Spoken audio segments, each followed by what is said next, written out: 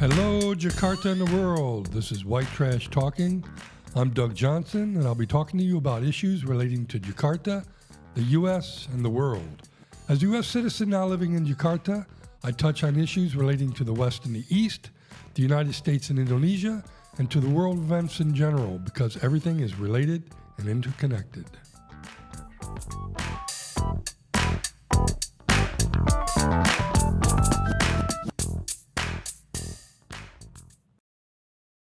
Hi, everyone.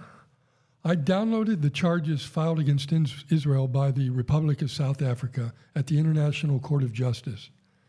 It consists of about 85 pages of documented evidence of genocide that Israel has been committing since October 2023, and which is contextualized within a comprehensive history of Israeli war crimes going back about 50 years. It's actually worth reading if you have time. What I'd like to do today is go over a bit of the introduction, which outlines in general the nature of the crimes committed. The document then goes into minute detail of every one of these charges, which I'm not going to read because it would take too long. Then I will read some key statements made by Israeli government officials that show that the true intention of the war is, in fact, genocide. Okay, so the document begins with a formal opening. It says, application instituting proceedings to the Registrar of the International Court of Justice, being duly authorized by the government of the Republic of South Africa, and it goes on and on. And then the introduction begins, and I'm just going to read small excerpts from this.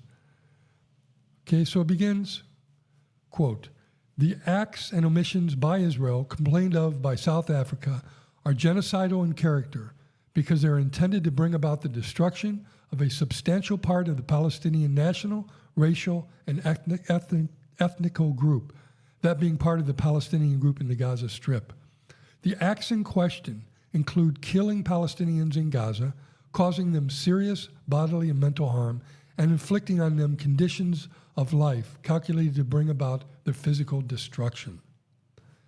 And the introduction goes on and states that Israel has, quote, "directed attacks against the civilian population, civilian objects and buildings dedicated to religion, education, art, science, historic monuments, hospitals, and places where the sick and wounded are collected, torture, the starvation of civilians as a method of warfare, and other war crimes and crimes against humanity." It continues that Israel has failed to provide or ensure essential food, water, medicine, fuel, shelter, and other humanitarian assistance for the besieged and blockaded Palestinian people, which has pushed them to the brink of famine. And finally, it says, Israel has forced the evacuation of 1.9 million people, or 85% of the population of Gaza, from their homes and herding them into even smaller areas without adequate shelter, in which they continue to be attacked, killed, and harmed. Israel has now killed in excess of 21,000 named Palestinians, and that includes 8,000 children, with around 8,000 others missing, presumed dead under the rubble, and has injured over 55,000 other Palestinians, causing them severe bodily and mental harm. Okay, finally, it says Israel has also laid waste to vast areas of Gaza, including entire neighborhoods, and has damaged or destroyed in excess of 355,000 Palestinian homes. I want to repeat that. They've damaged or destroyed in excess of 355,000 Palestinian homes, alongside extensive tracts of agricultural land, bakeries, schools, universities, businesses, places of worship, cemeteries, cultural and archaeological sites, municipal and court buildings, and critical infrastructure, including water and sanitation facilities and electricity networks, while pursuing a relentless assault on the Palestinian medical and healthcare system. Okay, this is just the introduction. Then it goes into each one of these specific allegations and goes into detail in the document. Again, it's really worth reading. Okay, the document also says that the war crimes mentioned in this report are committed with the requisite specific intent. And in Latin, that's dolus specialis, the intent to destroy Palestinians in Gaza as a part of a broader Palestinian national, racial, and ethnical group. So it's that specific requisite intent that's necessary to make these charges stick.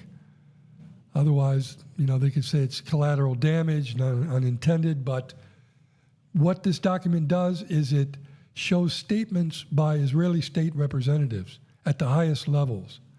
And these statements express genocidal intent. So it's a very comprehensive document. It's a very, very strong case against Israel. Israel's reaction, by the way, is, according to the document, Israel, quote, has dismissed as outrageous and false the assertion that Israel's military attacks on Gaza meet the legal definition of genocide. And the accusation of genocide against Israel is not only wholly unfounded as a matter of fact and law, it is morally repugnant and anti-Semitic. So I found that unsurprising because any criticism of Israel is labeled anti-Semitic.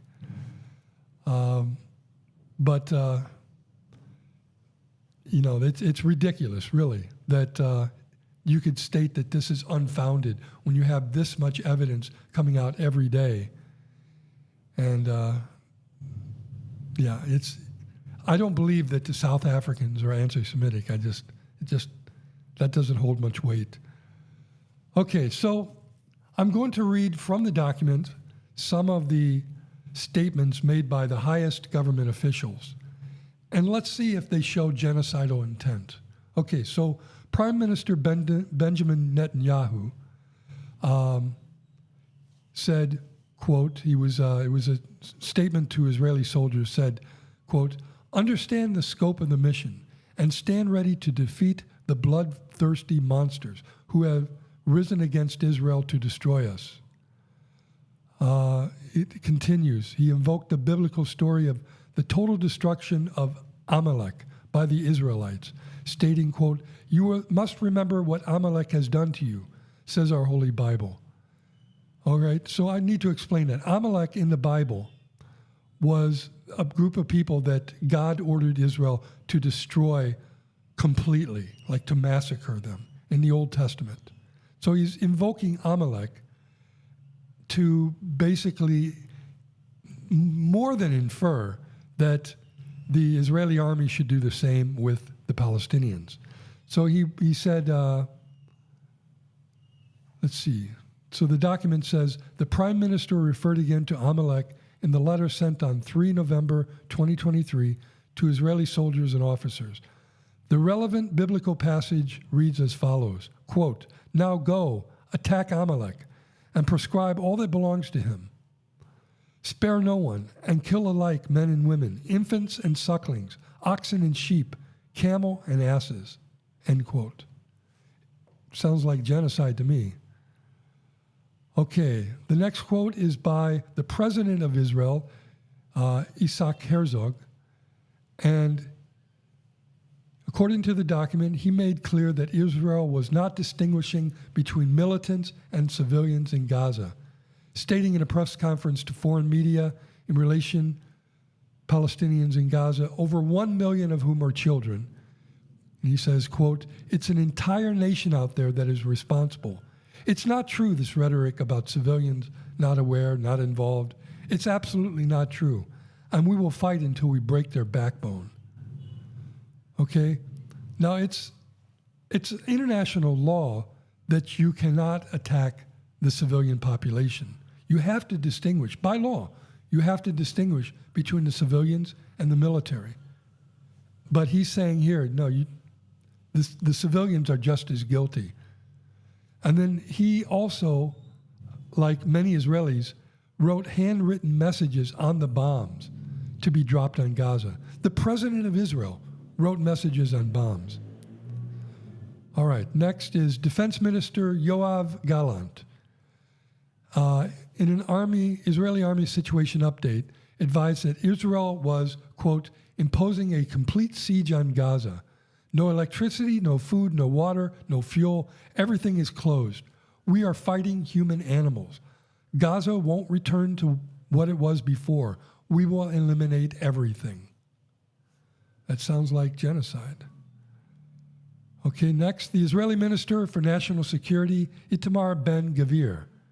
He said, quote, "To be clear, when we say that Hamas should be destroyed, it also means those who celebrate, those who support, and those who hand out candy. They're all terrorists, and they all should be also destroyed."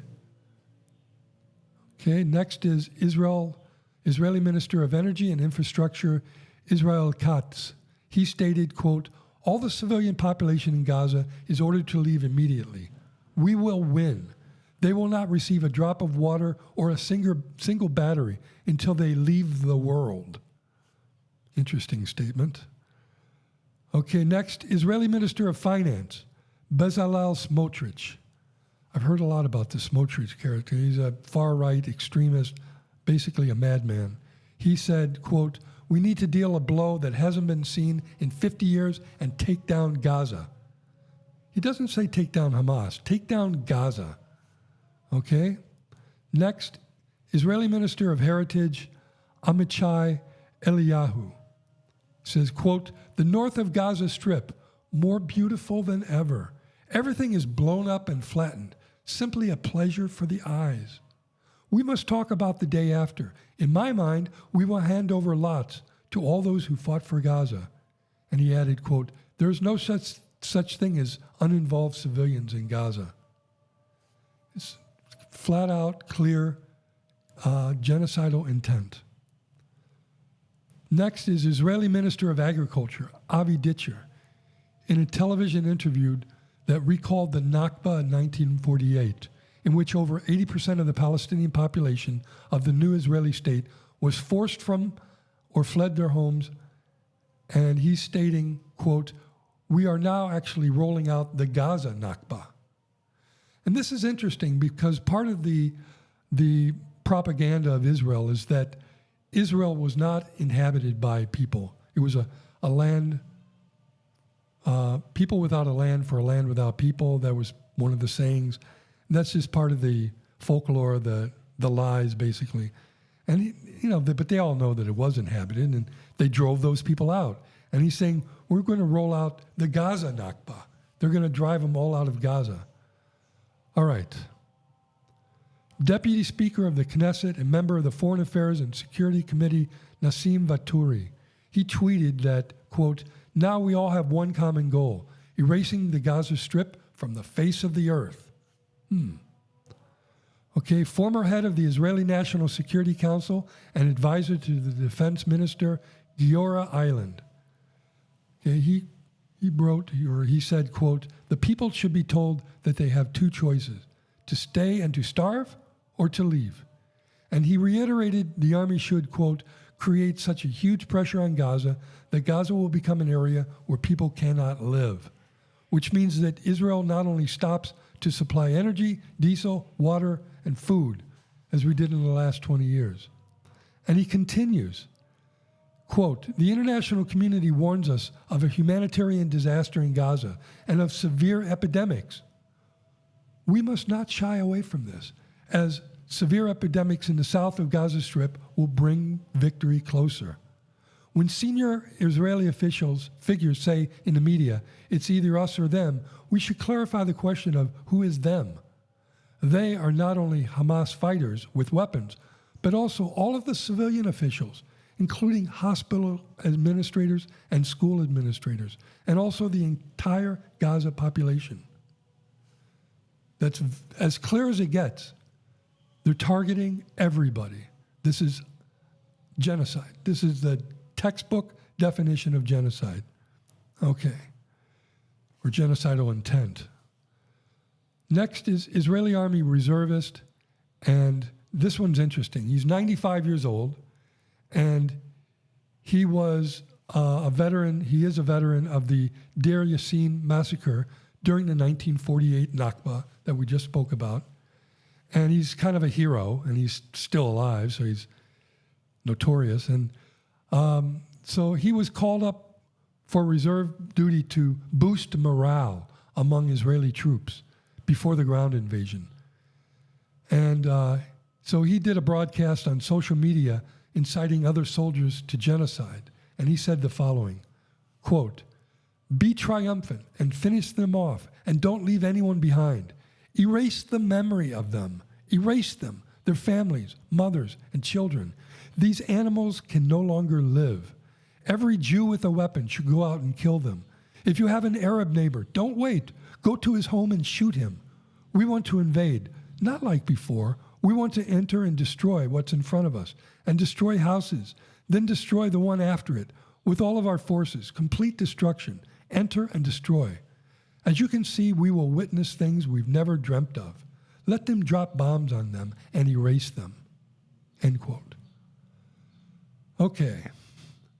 It seems that Israel has gone absolutely crazy. I don't know, maybe they had too many vaccine boosters. I don't know what's going on with them, but they're absolutely gone bonkers. And they are committing genocide, and they're stating openly their genocidal intent. So it'll be interesting where this goes. They seem very confident of victory, yet they're not doing very well. Maybe the people are confident, but I don't think the administration is. They seem confident in continued U.S. support, but I don't think they should be confident of that, given U.S. history with all of their allies in the past. They've let everyone down. So personally, I think the U.S. is preparing to dump Netanyahu to stop the slaughter. Today or yesterday, Blinken went on the rounds. He's visiting various factions. He's visited Turkey, and he's been talking with Hamas leaders, and it just seems like there's too much world outrage, including in the U.S., and Biden's popularity continues to plummet. I think the U.S. would love to return to the status quo of the fake support for the two-state solution, but at this point, the U.S. can no longer call the shots in the Middle East. I think it's the end for the U.S., at least in the Middle East. All right, well, that's my opinion, and these are some of the things highlighted in the South African ICJ UN document. If you have any comments, please leave them. Thank you very much.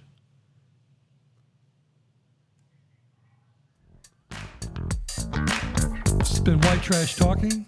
I'm Doug Johnson. I wrestle with the truth and sometimes lose. Thank you.